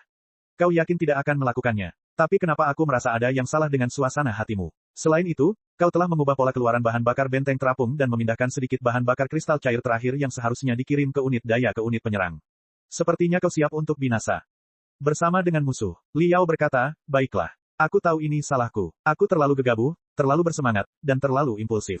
Bahkan jika kamu benar-benar marah, itu bisa dimengerti. Jangan simpan amarahmu di dalam hatimu. Mengapa kamu tidak memarahiku dengan kejam atau bahkan memukulku? Aku akan merasa sedikit lebih baik, oke. Itu tidak perlu. Setan mental itu berkata dengan dingin, aku benar-benar tidak marah. Kamu pasti marah. Liao berkata, jangan lakukan itu. Aku bersumpah akan berubah. Ganti pantatku. Sudah 100 tahun. Apa yang telah kau ubah? Iblis mental itu tiba-tiba meledak. Sudah kubilang aku tidak marah. Jangan mengganggu dan hentikan aku meledakkan bajingan-bajingan itu hingga berkeping-keping. Aku tidak marah. Aku tidak marah sama sekali. Ledakan, ledakan, ledakan, ledakan, ledakan, ledakan, ledakan, ledakan, ledakan, ledakan, ledakan, ledakan. Sisa bahan bakar dan amunisi terakhir yang tersisa di benteng terapung telah didorong hingga batasnya oleh amarah iblis mental yang membumbung tinggi. Itu seperti bintang yang telah melewati tahun-tahun prima yang stabil dan memasuki perjuangan terakhirnya. Tiba-tiba mengembang ratusan kali dan berubah menjadi raksasa merah. Sinar cahaya berdarah berkumpul dan berubah menjadi semburan kehancuran. Semua pakaian kristal, tank kristal, pesawat ulang-alik, dan boneka tempur dalam radius puluhan kilometer persegi hancur oleh gelombang atau bahkan riak. Beberapa di antaranya bahkan terbakar menjadi abu di tempat. Para anggota aliansi Santuari tidak menyangka bahwa Liao masih bisa melancarkan serangan yang tidak masuk akal seperti itu di saat-saat terakhir ketika mereka kehabisan amunisi dan makanan. Pasukan yang menyerbu dalam formasi pertempuran yang padat segera melarikan diri dengan kepala di tangan mereka. Bahkan, kapal perang serang darat yang menerobos awan dan mendekat dari langit berbalik dan terbang lebih tinggi, takut terkena amukan Liao. Liao mengambil kesempatan itu untuk berlari keluar dari benteng terapung dan terbang ke angkasa, mencoba keluar dari atmosfer. Asal ia lolos ke ruang hampa alam semesta, tanpa campur tangan atmosfer, akan lebih mudah baginya untuk melakukan penyelaman dan kembali ke cangkangnya yang berjarak ribuan tahun cahaya. Namun, saat jiwanya melesat keluar, awan tiba-tiba terkoyak. Hampir 100 sinar cahaya pekat melesat entah dari mana dan menembus baju besi paduan yang diperkuat dari benteng terapung dengan tepat, menimbulkan serangkaian ledakan yang mengejutkan di dalam dan luar benteng. Benteng terapung itu kehilangan banyak material akibat ledakan itu. Cangkangnya penyok parah, membuatnya tampak seperti apel yang digerogoti anjing. Unit peralatan sihir di dalamnya, termasuk jiwa Liao, juga terpengaruh oleh busur listrik dan gelombang spiritual. Mereka tampaknya telah disambar oleh ratusan petir secara bersamaan. Jiwa Liao baru saja meninggalkan benteng terapung itu ketika ia merasakan ratusan duri yang membakar telah mengikat pergelangan kakinya, betisnya, pahanya, pinggangnya, dan tulang belakangnya serta menyeretnya kembali. Apa yang terjadi selanjutnya adalah rasa sakit yang tak terlupakan, yang lebih buruk daripada kematian. Rasanya seperti sumsum tulangnya telah digantikan oleh asam sulfat. Itu benar-benar, rasa sakit yang menusuk tulang. Itu armada orbital. Liao menjerit kesakitan. Armada yang ditempatkan di orbit kastil hitam juga tertarik pada kita. Hehe, mereka terlalu memikirkan kita. Pengeboman massal terhadap seluruh armada orbital tidak diragukan lagi lebih ganas dan lebih padat daripada pengeboman pasukan darat. Rentetan serangan itu bagaikan hujan meteor, menghancurkan langit dan mengaduk awan. Benteng terapung itu tidak dapat mengangkat kepalanya dan runtuh dengan kecepatan yang terlihat. Amunisi hampir habis, bahan bakar hampir habis, dan perisai spiritualnya sudah sepenuhnya hilang. Kemampuan pertahanannya menurun, dan bisa runtuh kapan saja. Ledakan, ledakan, ledakan terjadi di mana-mana di dalam benteng terapung. Bola api setinggi ribuan derajat berbaris di dalam kabin dan jalan setapak seperti binatang buas, merenggut nyawa semua unit dan anggota kru tanpa ampun. Liao merasa bahwa dirinya adalah pasien ALS. Namun durasinya 10.000 kali lebih pendek. Dia perlahan-lahan kehilangan kendali atas benteng terapung itu, satu-satunya hal yang bisa diandalkannya saat ini. Awalnya, kamera kristal di seluruh benteng terapung itu dibakar atau diledakkan. Ribuan gambar yang mengambang di dalam jiwanya padam satu persatu. Penglihatannya menjadi gelap, dan ia kehilangan semua penglihatannya. Kemudian, antena tersembunyi dan chip persepsi yang tertanam pada cangkang benteng terapung semuanya terbuang sia-sia, membuatnya tidak dapat merasakan getaran unit daya kapal luar angkasa musuh yang berjarak ratusan kilometer atau suhu barel merah panas. Dia telah kehilangan indera pendengarannya dan menyentuh. Pada akhirnya, saat prosesor kristal kelebihan beban dan lumpuh satu demi satu, ruang untuk aktivitas jiwanya pun ikut terkompresi. Kemampuan komputasinya anjlok, seolah-olah ia telah terperosok dalam rawa. Otaknya dipenuhi lumpur hitam, dan pikirannya menjadi semakin kaku dan lemah. Brengsek, Liao berusaha sekuat tenaga untuk mempertahankan gelombang jiwanya yang lemah, seolah-olah dia sedang bernapas dengan keras. Apakah aku, ahli terbaik dari alam semesta Pangu, benar-benar akan gagal total di tempat yang tidak mencolok seperti ini? Kekuatanku memudar, jiwaku terbakar, dan kelima indraku semuanya hilang. Apakah ini rasa kematian? Hei, apakah kamu takut mati? Tidak apa-apa. Setidaknya, Aku akan terpisah darimu setelah aku mati, kata iblis mental itu. Li Yao, namun, tidak semudah itu membunuhku. Aura berdarah iblis mental itu tadinya sudah sangat redup, namun saat hendak dipadamkan, ia kembali berkobar-kobar, dimotivasi oleh amarahnya dan hasrat membunuh yang tak ada habisnya. Pada saat ini, nafsu membunuh yang berasal dari virus garis darah akhirnya dilepaskan. Li Yao pun terinfeksi olehnya. Dia berhenti memikirkan apa yang akan terjadi di detik berikutnya dan memfokuskan seluruh perhatiannya pada bagaimana dia akan memusnahkan semua target dalam jangkauan penglihatannya. Tepat, Li Yao tertawa terbahak-bahak. Aku adalah burung nasar Li Yao. Kau ingin membunuhku hanya karena kau adalah mayat hidup. Kembalilah dan latih dirimu selama 10.000 tahun lagi. Astaga, astaga, astaga, astaga. Benteng terapung itu dulunya adalah senjata utama. Namun sekarang, di tengah-tengah puing-puing yang hancur, riak spiral berwarna merah tua dan emas terang tiba-tiba melesat ke arah tempat senjata api rel itu berada paling rapat. Satu pilar cahaya melawan 1000 pilar cahaya, tetapi keduanya sama-sama sepadan. Bahkan awan gelap di langit pun menyala merah, seolah-olah letusan gunung berapi baru saja terjadi di atas awan. Beberapa kapal luar angkasa raksasa muncul di awan dan jatuh perlahan seperti paus mati. Kepala kapal luar angkasa itu penuh dengan jejak amarahnya. Sinar-sinar penghancur yang rapi dari musuh juga agak tidak teratur oleh serangan baliknya. Sinar-sinar itu membeku sesaat. Tidak peduli apa, dia sudah bertahan cukup lama. Chu Ziyun, Tangka, dan Little Tian Tian seharusnya aman sekarang, kan? Entah mengapa, Li Yao tiba-tiba teringat adegan di mana Ding Yin, Wei Qingqing, dan para kultivator lainnya tewas bersama di kereta lembaga perang besar terpencil di Federasi Kemuliaan Bintang dan Sektor Asal Surga. Pertempuran di tepi tanah tak bertuan di Black Castle sangat mirip dengan hari itu. Dia juga tiba-tiba memahami mentalitas Ding Yin, Wei Qingqing, dan para kultivator lainnya.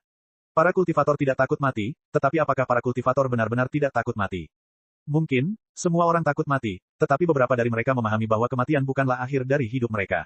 Selama mereka mewariskan harta benda mereka yang paling berharga sebelum kematian mereka, bukan hanya gen mereka tetapi juga hal-hal tertentu yang lebih berharga daripada gen. Jiwa Li Yao yang berangsur-angsur menghilang, beriak bagaikan senyuman samar, persis seperti senyuman 7 kultivator saat mereka menyerbu gelombang binatang buas tanpa ragu-ragu. Hampir 1000 kilometer jauhnya, jauh di dalam pegunungan yang terjal dan menyerupai gua. Para remaja itu menatap awan yang terbakar di cakrawala untuk terakhir kalinya sebelum mereka merangkak ke dalam tanah. Malam sudah larut, tetapi awan yang terbakar merupakan pemandangan paling mempesona yang pernah mereka lihat seumur hidup mereka, seolah-olah para dewa yang berdarah sedang bertarung di langit. Tangka terbangun karena sesuatu yang dingin dan basah di wajahnya. Ketika kesadarannya berangsur-angsur muncul dari jurang dan mengembun sekali lagi, dia mendapati bahwa dia berada dalam pelukan Chu Ziyun, dan apa yang menetes ke wajahnya sebenarnya adalah air mata Chu Ziyun. Dengan baik, Tonka berkedip keras. Apakah aku sedang bermimpi? Tempat apa ini? Apakah kita melarikan diri? Di mana Tuan Yao? Kamu sudah bangun. Chu Ziyun mendengus keras, tetapi tidak ada cara baginya untuk menghentikan air matanya. Ini bukan mimpi. Mimpi buruk yang telah kita alami selama lebih dari 10 tahun akhirnya terbangun. 300 meter di bawah gua adalah tempat berlindung. Kecuali mereka merobek kerak planet dalam jarak ratusan meter persegi. Kilometer, mereka tidak akan pernah menemukan kita. Ya, kami aman. Namun, Master Li Yao, kami juga tidak tahu apa yang terjadi padanya. Daerah tempat dia berada tampaknya telah dibombardir oleh pasukan di orbit rendah bumi. Kami tidak tahu apa yang akan terjadi pada jiwanya dalam suhu yang sangat tinggi dan reaksi energi spiritual yang rumit. Kami tidak tahu. Apakah dia bisa keluar tepat waktu dan apakah dia akan mati atau tidak.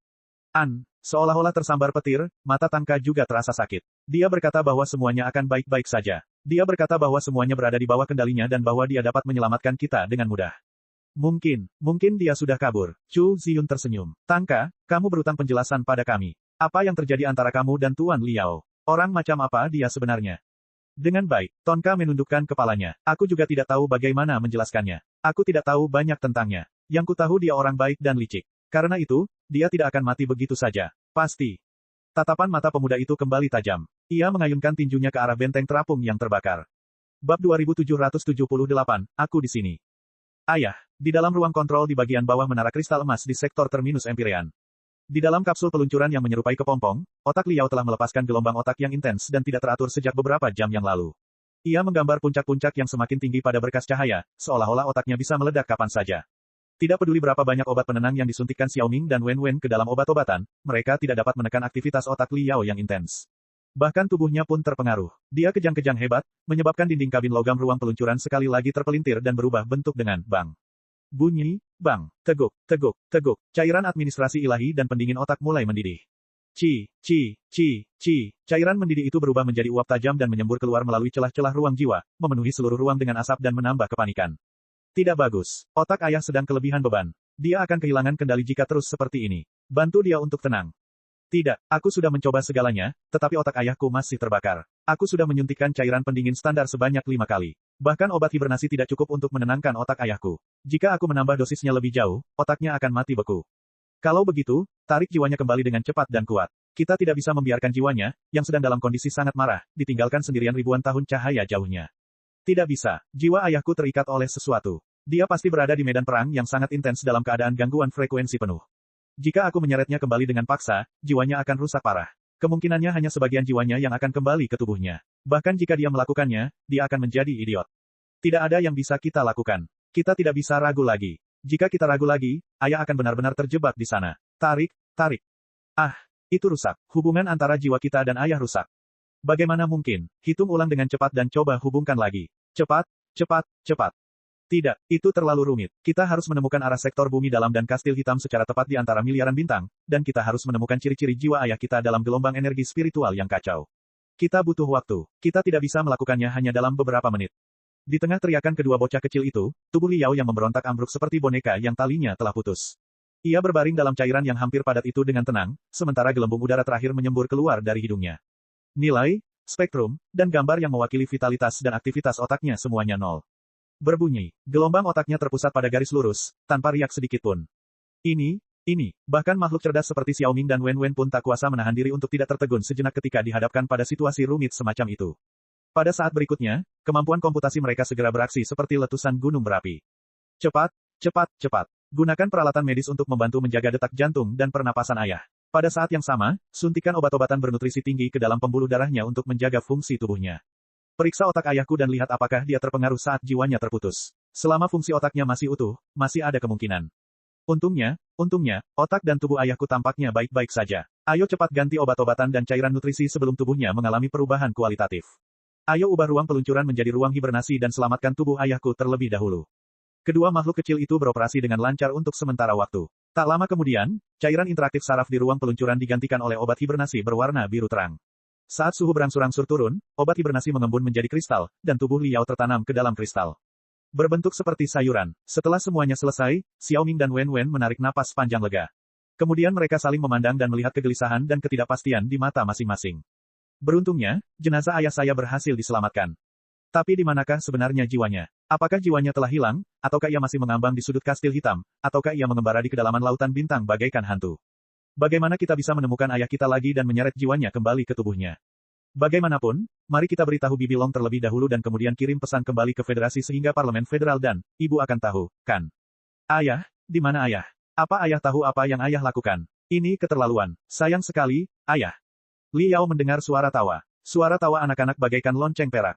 Suara tawa anak-anak membasahi telinganya bagai gelombang hangat. Tidak, bukan ombak, tapi air ketuban. Ia bermimpi lama sekali. Dalam mimpinya, ia berbaring dengan tenang di dasar laut seperti bayi. Dengan tawa yang terdengar seperti ombak, ia perlahan-lahan muncul ke permukaan dan melihat langit biru, awan putih, dan pantai kemasan. Di pantai itu ada seorang anak yang sangat tampan. Yang terkikik dan memegang apel merah matang, lalu menyerahkannya kepadanya. Namun apel itu sudah terlalu matang. Apel itu membusuk dengan sangat cepat. Cairan hitam menetes dari celah di antara jari-jari anak itu.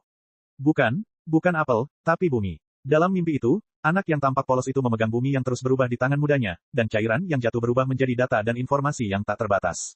Angka-angka yang miliaran kali lebih kecil dari atom lenyap seperti pasir yang tertiup angin.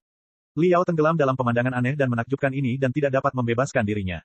Pasir yang tersebar di planet kecil itu tampaknya tidak ada habisnya, memenuhi lautan tempat dia berada dan mengubahnya menjadi tanah yang subur. Dan anak yang memegang planet itu tanpa sadar telah berubah menjadi seorang lelaki tua dengan rambut putih. Rambut dan kulit ayam. Dia memegang bagian terakhir dari inti apel dan menuangkannya ke dalam tanah, mengubahnya menjadi tulang kering dan pupuk untuk menyuburkan data di kedalaman tanah.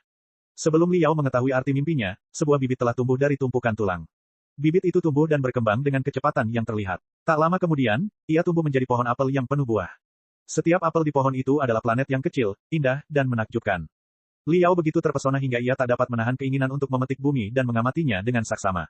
Namun sebelum jari-jarinya menyentuh bumi, bumi itu sudah segemuk apel yang akan meledak. Kupu-kupu berwarna-warni yang menari-nari tak terhitung jumlahnya terbang keluar dari bumi yang berderak-derak. Mereka berputar mengelilingi kepala Liao dan terbang semakin tinggi, mengembun menjadi burung api yang menyala-nyala dan cemerlang di udara. Ketika semua vitalitas burung api itu terbakar habis, ia berubah menjadi sekumpulan abu hitam. Meski begitu, ia masih berjuang. Untuk melebarkan sayapnya dari abu, mengingatkan Liao pada burung nasar yang berjuang melepaskan diri dari kematian. Burung bangkai, rencana burung nasar, hancurkan bumi. Kehancuran bumi yang ke-18.000, kehancuran bumi yang ke-18 juta, reinkarnasi yang tak terhitung jumlahnya, kehancuran yang tak terhitung jumlahnya, dan kehancuran terakhir bumi. Mimpi itu menghilang. Li Yao tenggelam dalam kegelapan lagi. Ia merenung dalam kegelapan dan merasa semakin dekat dengan jati dirinya yang sebenarnya. Ada sesuatu yang ditingkatkan, ada sesuatu yang direkonstruksi, ada sesuatu yang membuka belenggu dan segel, sehingga menampakkan wujud aslinya. Dalam keadaan tak sadarkan diri, Li Yao tidak tahu sudah berapa lama ia berada dalam situasi aneh seperti itu. Ia mulai menerima atau menangkap beberapa informasi secara berkala. Kadang-kadang berupa serangkaian angka yang membingungkan dan membosankan, kadang-kadang berbintik-bintik, kadang-kadang berupa gambar hitam putih, dan kadang-kadang disertai dengan suara bip bip bip bip yang merupakan gangguan spiritual. Meski tampak tak berarti, tak ada lagi yang bisa ia lakukan dalam kegelapan itu. Ia hanya bisa melahap dan menganalisis informasi itu dengan rakus, didorong oleh instingnya. Butuh waktu lama baginya untuk memahami, atau lebih tepatnya, membangkitkan, metode untuk menganalisis dan memproses informasi. Ia memberi makna pada data dan menemukan sumber gambar dan suara. Ternyata, data yang membosankan itu adalah fungsi keluaran dari susunan rune daya tertentu di kapal antariksa terdekat. Dia dapat mengendalikan unit daya dengan mengubah angka tertentu. Beberapa gambar yang berbintik-bintik juga diperbaiki olehnya, yang diambil oleh beberapa pesawat luar angkasa dari ketinggian.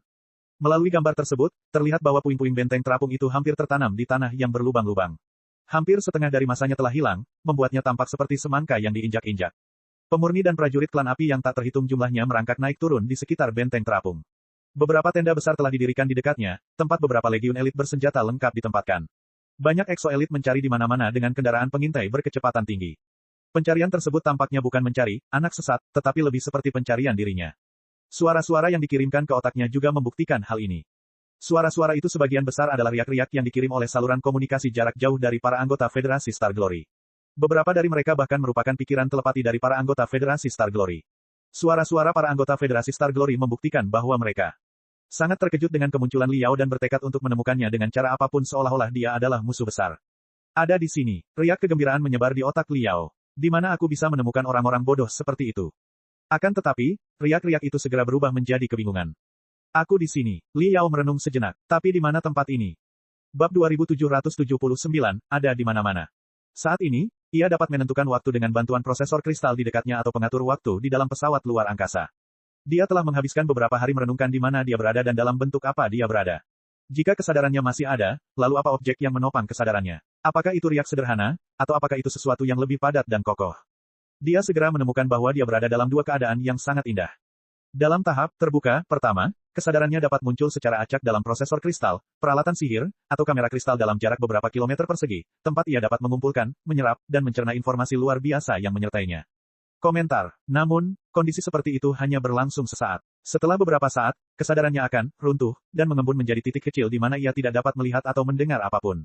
Kecuali ribuan mimpi aneh yang masih menghantuinya, ia tidak tahu apakah ia masih nyata atau tidak.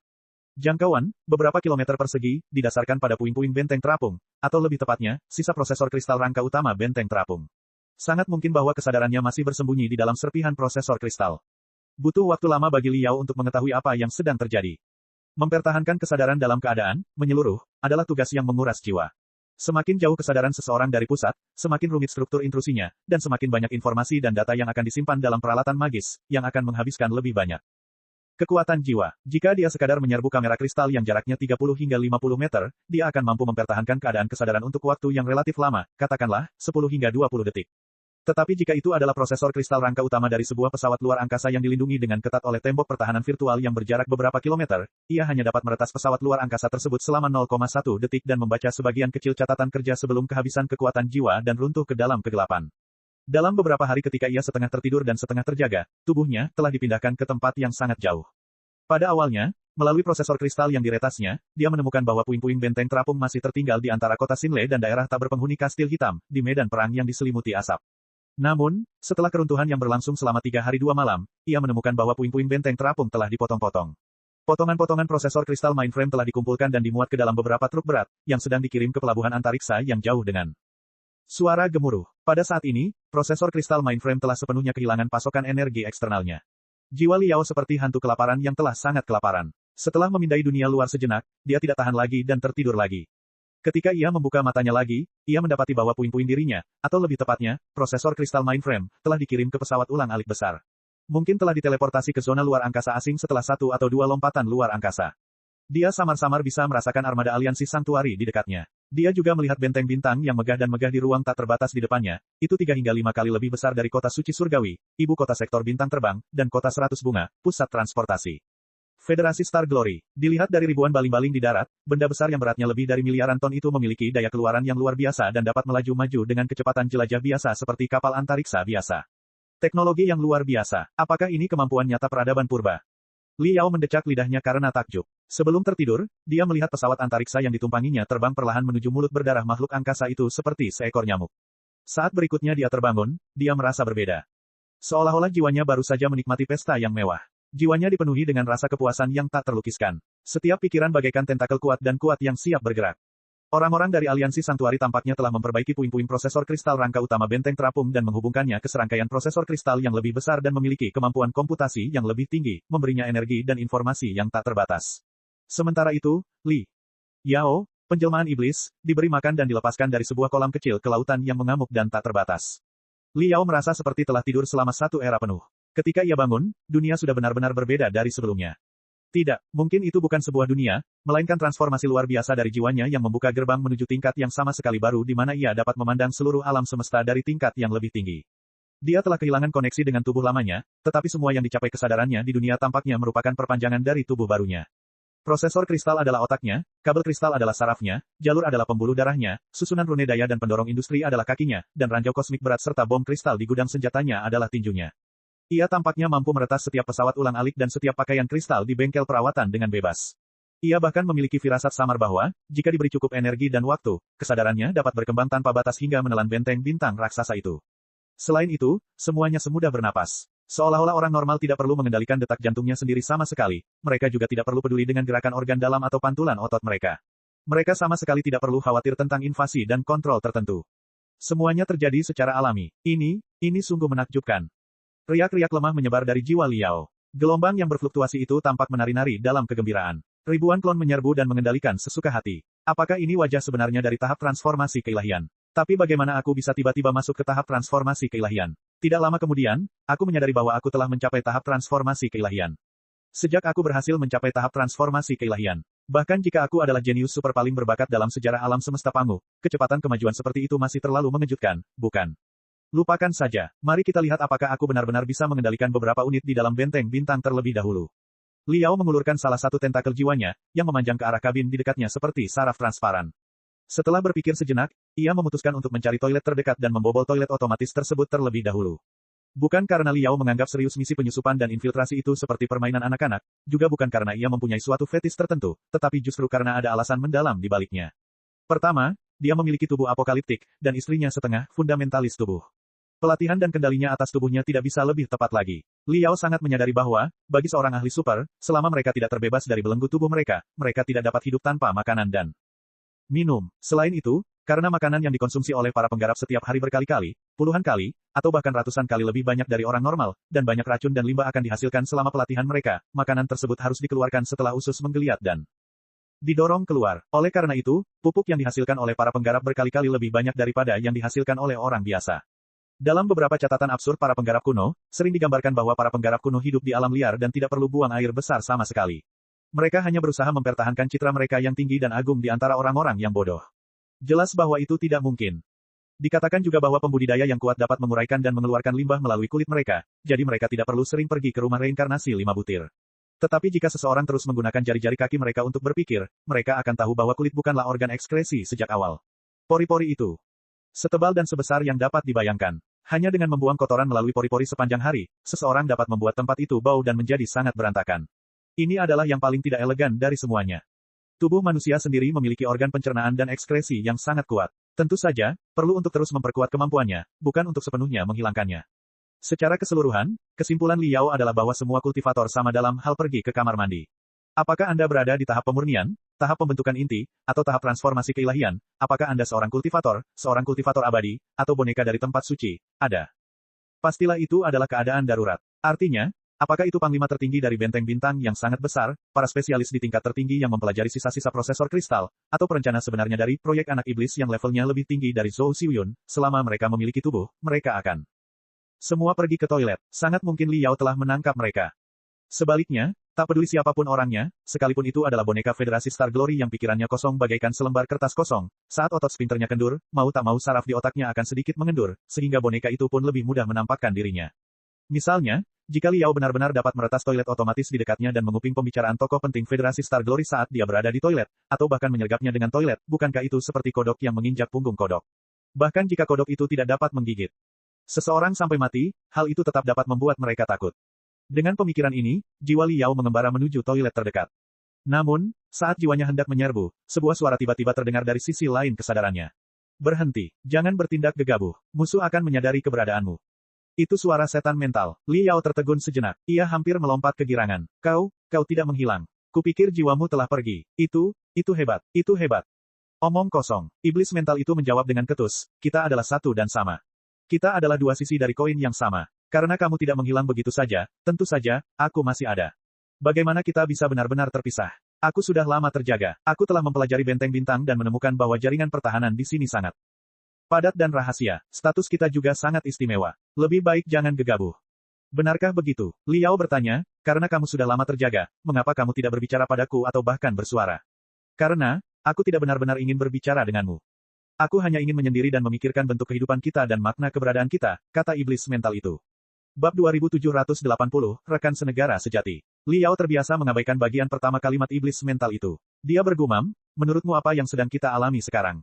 Secara umum, iblis mental itu menjawab dengan tenang, kita sudah mati. Apa? Jiwa Liao melepaskan gelombang tajam yang berubah menjadi semburan data dan rune emas terang yang tak terhitung jumlahnya. Apa kau serius? Apakah ini kesimpulanmu?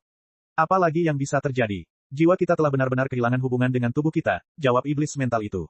Tidak peduli bagaimana aku mencari dan merasakan, aku tidak dapat menemukan tali yang dapat menarik kita kembali ke tubuh kita. Tubuh kita berada miliaran bintang jauhnya. Mungkin otak dan organ dalam kita semua telah berhenti berfungsi. Yang terbaik. Skenario kasusnya adalah kita menjadi vegetatif dan dibekukan oleh Xiao Ming dan Wen Wen. Komentar, bukankah keadaan seperti itu adalah kematian? Tetapi, Liao membalas, kita pernah berada dalam kondisi yang sama sebelumnya.